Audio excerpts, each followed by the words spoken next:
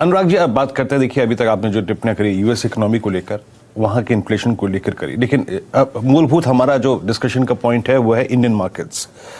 हमको जो फ्लो आते हैं भारत की तरफ, उनसे बड़ा सरोकार होता है। अब वहां पे ब्याज दरें बढ़ना, यानी वहां से जो पैसा आ रहा है वो ऑलरेडी अगर आप देखिए महंगा हो गया है।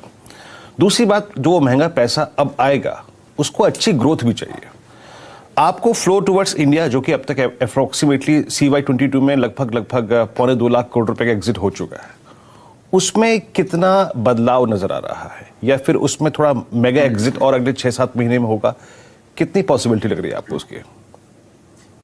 हाँ, तो वीरेंद्र देखिए, ये तो बिलियन या ट्रिलियन डॉलर क्वेश्चन है, और आई थिंक इस पे सभी तकरीबन उलझे हुए इंडियन मार्केट्स में।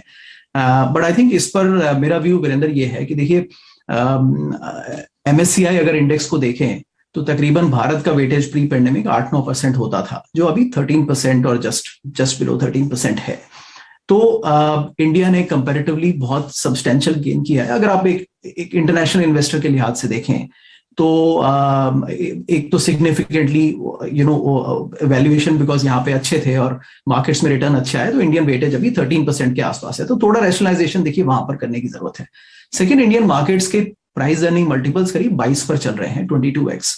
मे बी हम वो मल्टीपल्स डिजर्व करते हैं और वो कोई रीजन की वजह से हैं, but at the same time अगर हम चाइना को देखें तो 9x पर है, ब्राजील को देखें तो 7x पर है। तो कंपैरेटिवली अगर पोर्टफोलियो मैनेजर को एलोकेट करना है और थोड़ा डिस्क्रिशन है इंडेक्स फंड्स को छोड़ के, तो देखिए वो नेचुरली देखेगा कि 22x से तो फिर ग्रोथ थोड़ी रेस्ट्रिक्ट हो जाती है।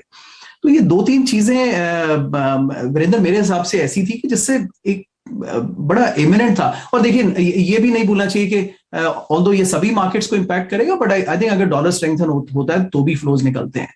तो कुल मिला के, और फिर ये जियोपॉलिटिक्स, तो ये सब तो बीच में प्रॉब्लम पैदा कर ही रहा है, तो इसमें बॉन्ड यील्ड्स की तरफ फ्लाइट टू सेफ्टी जिसको कहते हैं, तो 3-4 पैरामीटर्स अगर लगा लें तो I think it was very imminent कि थोड़ा भारत से पैसा निकलना शुरू होगा। और वो नवंबर दिसंबर से ही शुरू है, जब से पवल साहब ने पहली बार इंडिकेट किया कि पैसा निकलेगा।